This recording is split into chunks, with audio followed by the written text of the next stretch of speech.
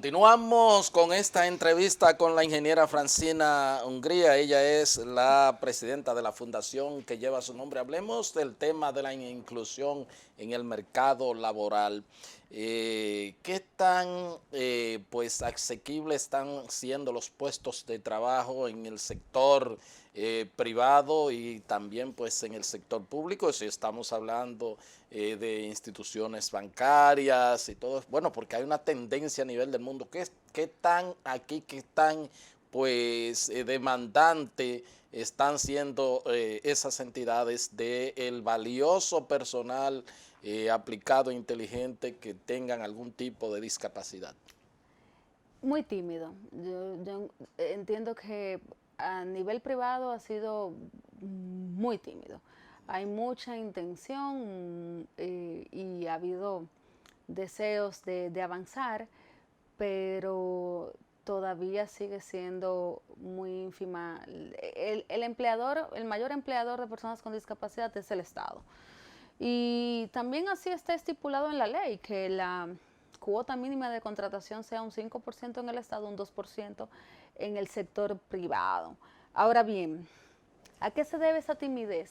Cuando desde hace varios años han manifestado muchas empresas, por ejemplo, del área de seguros de salud, del sector financiero, como bien has dicho, que marca una pauta a nivel empresarial y también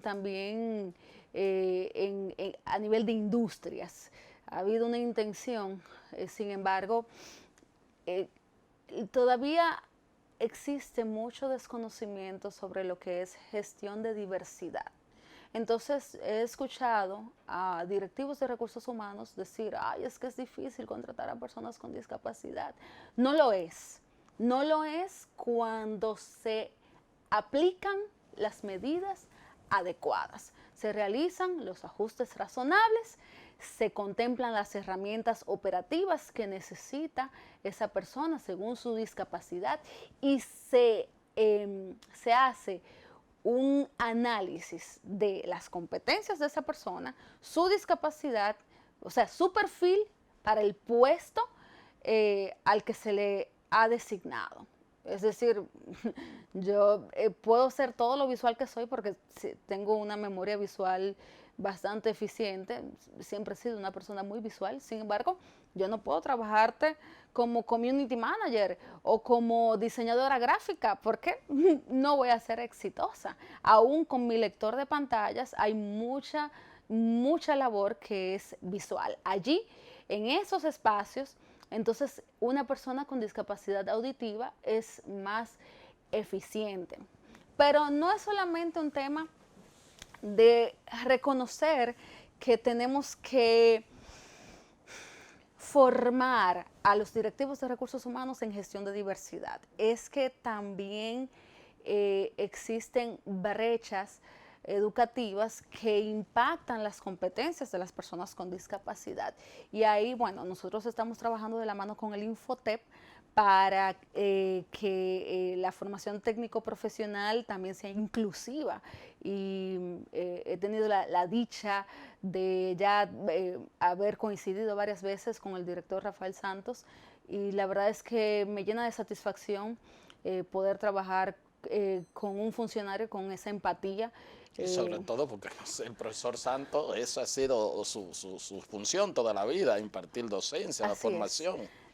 Sé que, o sea, me llena de mucha ambición trabajar con él porque sé que podemos aspirar a más y sé que podemos llevar la formación técnico-profesional a las distintas personas con discapacidad y que puedan satisfacer la demanda laboral, inclusive con lo que estamos viviendo actualmente, porque necesitamos también las personas con discapacidad participar de la reactivación económica y en la medida en que tenemos ciudadanos menos dependientes de los subsidios del Estado, también esos fondos se pueden utilizar para otras políticas de desarrollo, que también hay que pensar en esa parte, que esto es un tema económico, todavía lo estamos viendo como un tema social o algunas empresas lo ven como filantropía y realmente cuando hablamos de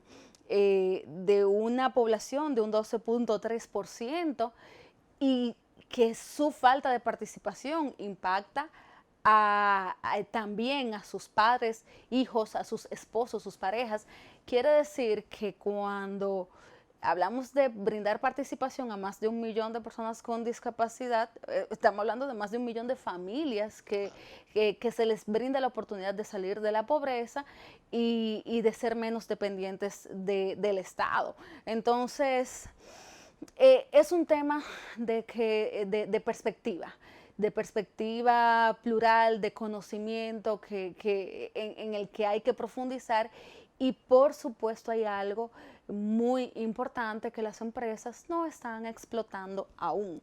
Cuando usted contrata a personas con discapacidad, asimismo recibe una exención de impuestos. Entonces, aunque hagas una inversión, Héctor, en ajustes razonables, para que este empleado sea productivo, porque esa es la naturaleza de cualquier empresa, Claro, producir. claro. No es contratar para tener una persona ahí haciendo nada. Claro. No se puede, ni tampoco se puede entender que si contrato a alguien no lo puedo despedir porque tiene una discapacidad. Si no se ajustó a la cultura corporativa, entonces, como cualquier otra persona, Claro. es un trato igualitario. Pero también haces una inversión inicial en ajustes razonables, que también se piensa que es una inversión cuantiosa, no, es una inversión mínima, funcional. Ahí sí me sale la parte de ingeniería, porque lo mínimo para que podamos trabajar eficientemente, para que no sea tan agresivo para el sector privado. Tiene una buena tasa interna de retorno y una buena relación beneficio-costo. Por supuesto, porque vas a empezar a cobrar ese 2%, te lo vas a empezar Claro. a ahorrar de manera ilimitada. Al margen de la productividad que pueda tener la persona. Por supuesto, sí. Por supuesto, porque también es importante, qué bueno que volviste a la parte de la productividad, es importante que entendamos todos, absolutamente todos, empleadores y candidatos a empleos, que la cuota no le está diciendo a ningún empleador ni al Estado que está obligado a contratar personas con discapacidad. La cuota mínima lo que dice es que el Estado ha contemplado medidas de discriminación positiva para normalizar la relación de grupos vulnerables con la sociedad. A ti te van a dar igualdad de oportunidades. Claro. Igualdad de oportunidades, pero usted tiene que retornarle, claro, con su trabajo. Usted tiene que competir con personas sin discapacidad, usted tiene que dar incluso más, porque lamentablemente la persona con discapacidad que no acepta que tenemos que esforzarnos un poquito más que los demás para lograr lo mismo, bueno, entonces se queda a mitad de camino. Es una decisión personal que hay que hacer. Claro, claro.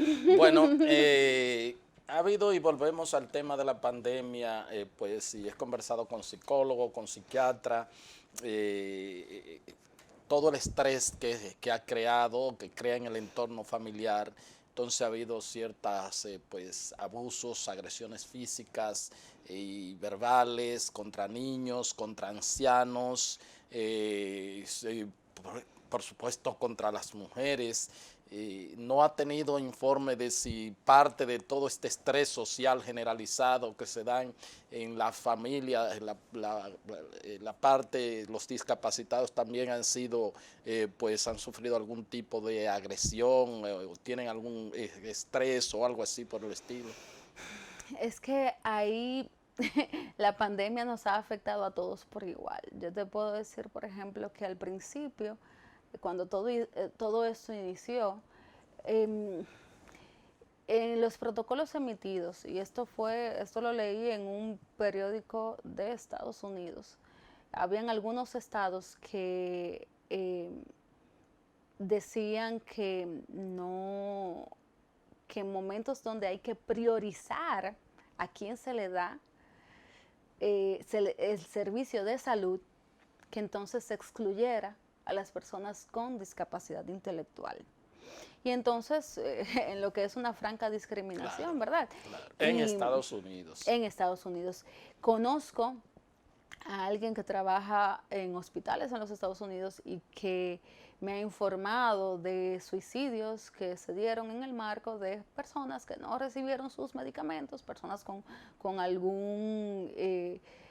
alguna condición intelectual, y entonces los temas de depresión pues le afectan muchísimo más. El acceso también a los medicamentos para algunas afecciones que tienen personas con discapacidad, como por ejemplo esclerosis múltiple, por el asunto de esa información y el desabastecimiento que se ha dado en algunas ocasiones, pues también ha afectado.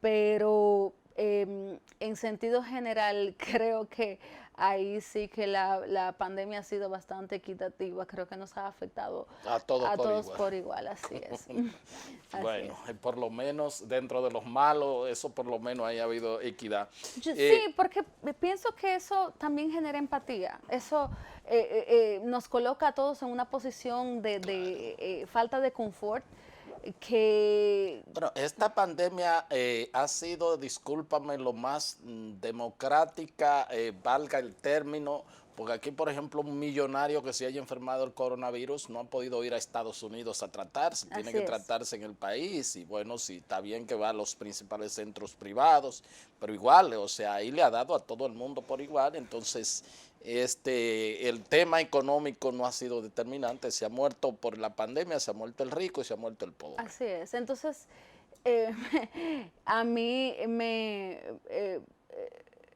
o sea, también conozco que otras afecciones, nosotros perdimos, mi mamá perdió una hermana porque le dio una trombosis y no encontró UCI a tiempo. Dios. Entonces, sí, hay otras afecciones que no tienen que ver con la pandemia, también se han visto afectadas por la misma condición. Ha Claro. sido como que el daño colateral, pero lo que te decía con respecto a, a la empatía es que cuando al principio se hablaba de que estoy cansada de estar trancado, estoy cansado de no poder salir a trabajar, de no poder participar. Y yo decía, ustedes están cansados por 15 días, un mes, cuando hay personas con discapacidad que han tenido que vivir eso toda su vida, condenados al confinamiento, porque tenemos calles hostiles y salir a caminar puede suponer un peligro, es un peligro para todos, sabemos lo que hay en nuestras calles y avenidas, que bueno, la Organización Mundial de la Salud ha dicho que los accidentes de tránsito son un asunto de salud pública, ¿verdad? Y en los jóvenes es la segunda causa de muerte en el mundo. Pero para la comunidad con algún tipo de discapacidad se hace más crítico porque le impide participar. Por eso es que es tan importante que se tome en cuenta la comunidad con discapacidad en todo esto del teletrabajo, porque creo que el teletrabajo, la fuerza laboral a distancia, llegó para quedarse. Claro, Y claro. entonces sí, ahí sí se nos presenta una ventaja Una ventaja. en todo esto. Y, y conocemos muchos proyectos de inclusión laboral en otros países, muchas prácticas de trabajo a distancia que pueden ser fácilmente implementadas. Pero una pregunta, Francina, para no dejar, puedes aprovechar ese issue que estuvimos pues tratando. ¿Sigue siendo entonces hostil la parte de la infraestructura de la ciudad para la discapacidad? Te estoy hablando para poder una persona con impedimento de salud, para poder caminar en las calles, para accesar a oficinas públicas como privadas, para servicios, etcétera, etcétera. Sigue siendo muy, muy difícil. Sumamente.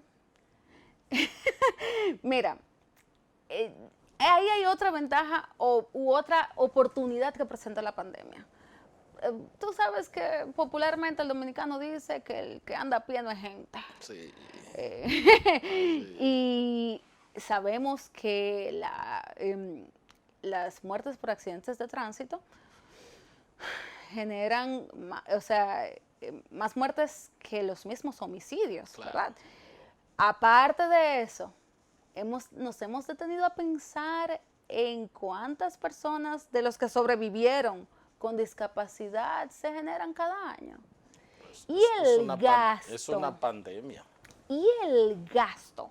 Porque para los que quedan con accidentes graves, con lesiones graves, perdón, en algún momento escuché al director del NEI Arias decir que el gasto público era de alrededor de $1.000.000. Eso es así. Yo lo he entrevistado tanto al director del Ney Arias como al director del Darío Contreras y dicen que es generalmente un paciente, por ejemplo, en unidad de terapia intensiva con un trauma del cerebro, tiene un consumo al diario de alrededor de 50,000 pesos y son los más prolongados internamientos, duran hasta un mes, duran hasta, qué sé yo, o sea. Y luego la problemática familiar. Ahora esta persona que depende de su familia y una familia en condición de vulnerabilidad. O sea, realmente es una situación muy difícil. Tenemos que dejar de pensar que las medidas de accesibilidad urbana son para impactar a un grupito, a una comunidad, a personas envejecientes, a mujeres embarazadas, a personas con discapacidad. No, a ellos les beneficia, pero nos beneficia a todos, porque los principios de accesibilidad universal contemplan toda esta parte de seguridad. Está comprobado que disminuye sustancialmente, disminuyen los accidentes de tránsito. La seguridad ciudadana está en el número 1 del top of mind del dominicano, de la preocupación número 1 del dominicano, o sea que hay que prestarle atención, pero a lo que iba, de que también se presenta una oportunidad dentro de la pandemia, es que dentro de la reactivación del turismo hay que saber, hay que entender, hay que contemplar, recordar que el turismo no viene aquí a andar en carro, el turista no viene a andar en carro, el turista viene a andar a pie. Entonces, también a nivel de cómo queremos proyectarnos, tener avenidas, aceras, parques accesibles, pues no solamente amplía nuestro público meta en cuanto a turismo se refiere, porque si te vas a Disney, Héctor, te vas a encontrar con un montón de personas con discapacidad y sus familias, y eso no es casualidad, No es me que diga Disney que es he ido con accesible. los muchachos unas cuantas veces. Y lo ves, ¿verdad? Claro. Eso no es, o sea, realmente ahí hay un potencial también que en un momento en que tenemos que agregar valor a lo que ofrecemos. Claro. Entonces, bueno, Sí, eso. Qué bueno. Finalmente se ha terminado el programa, pero hay una jovencita que nos consternó, fue objeto de un acto criminal, me imagino que lo escuchaste, Claro. Yokairi, pues su expareja le roció ácido del diablo, prácticamente ha quedado sin visión.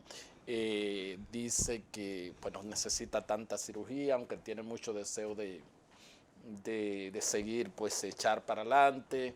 Dice que lo que más le preocupa es quizás que su niña no la pueda reconocer por el hecho de desfigurada la cara y todo eso. ¿Tiene algún consejo, alguna recomendación para ella? Mira, te agradezco tanto, Héctor, por preguntarme por este asunto, porque yo duré varias semanas sin poder dormir bien pensando en Yokairi, porque yo sé lo que yo pasé, el dolor que a mí no me dejaba comer, el sufrimiento de mis seres queridos, aquello que era una tortura tan grande que en algún momento yo dije, no, es que es mejor estar muerto que vivir con tanto dolor. Y yo sé que lo que a mí me sucedió no se compara con lo que está pasando, porque ella todavía está en medio de este asunto. Yokairi, igual mis agresores, yo no los conocía. También hay un tema psicológico muy fuerte en todo esto. Y la verdad es que me llenó de satisfacción escuchar que el otro día se subió en Twitter un video de Yokairi bailando salsa. Así es. Entonces, es una niña, una joven muy enérgica, que por ese lado tiene la mitad del pleito ganado, por decirlo de alguna forma. Yo también tuve mis preocupaciones sobre todo de este lado de mi cara, cuando este hueso que se partió en decenas de pedacitos, yo tenía esto un poco hundido, yo uso prótesis, o sea, hubo un trabajo que se hizo, que hicieron los médicos para que mi cara pudiera lucir lo más cercano a lo que era antes de todo este proceso, y eso ayuda a superarlo. Igual yo pienso que de cualquier circunstancia difícil se puede sustraer algo positivo. En algún momento a mí me lo dijeron en medio de mi dolor y yo decía, ¿qué positivo se puede sustraer de esto? Sin embargo, el Señor me mostró el camino después, porque hay que tener paciencia, hay procesos que hay que agotar, y entonces también dejar que las heridas sanen. Ahora bien, una muchacha como Yokairi, una persona, una joven como yo, una mujer como yo, hace 8 años, yo no podía darme el lujo de esperar sanar para empezar a trabajar, Héctor. Claro, claro. Yo tenía que sentirme productiva y ser productiva para poder sostenerme y para poder sostener el costo de lo que a mí me sucedió. Entonces, exhortarle a que llore, que sienta miedo, que sienta rabia, porque yo decía, si yo no le he hecho daño a nadie, ¿por qué me está sucediendo esto? Se lo pregunté a Dios muchas veces, pero yo creo que es mejor llorar de pie, haciendo cualquier actividad productiva. Y fíjate que en ese momento, cuando yo llego al país, se me presenta, gracias a los medios, la oportunidad de hablar de mi proceso de rehabilitación. Y ahí es que tantas personas con ceguera dicen, qué bueno que hay alguien como nosotros en los medios, ya sí vamos a conseguir que se nos respeten nuestros derechos. Y así es que empieza todo esto de la fundación. Héctor, eso fue una terapia para mí increíble, lo sigue siendo. Bueno, una terapia tan grande que hasta en una candidatura había gente que se montaban en motoconcho y todo eso. La verdad que me siento tan feliz y tan agradecido de que me haya acompañado pues en este inicio del programa con tantas cosas positivas que ha dicho, bueno, pues también con lágrimas incluidas y todo. Y tú sabes el agradecimiento que te tenemos y Amén. sabe que pues todo el mundo siente que tú eres parte de nuestra familia, y aunque a veces no sienta que uno pues ha preguntado por ti, sí siempre está pendiente. Y reiteramos lo que te pasó a ti, lo único fue que, bueno, ante el impedimento visual, pero te sacó de tener una familia pequeña para tener una familia de 10 millones de ciudadanos. Así que es. te queremos y te agradecemos todo lo que has hecho. Y más, Sí. porque en la diáspora también me mandan sí, muchísimos mismo. mensajes. Bueno, y nada, todo lo que ha hecho también por personas que estaban en el anonimato y que tienen la oportunidad de desarrollarse y progresar. Muchísimas gracias, muchas bendiciones. Gracias. Y que Dios pues te siga iluminando y que Amén. tengamos un año maravilloso para todo y para ustedes mucho mejor. Amén. ¿Cómo Muchísimas no? gracias. Gracias a todos ustedes por haber estado con nosotros, y será pues hasta otra entrega de su programa de Agenda. Hasta entonces.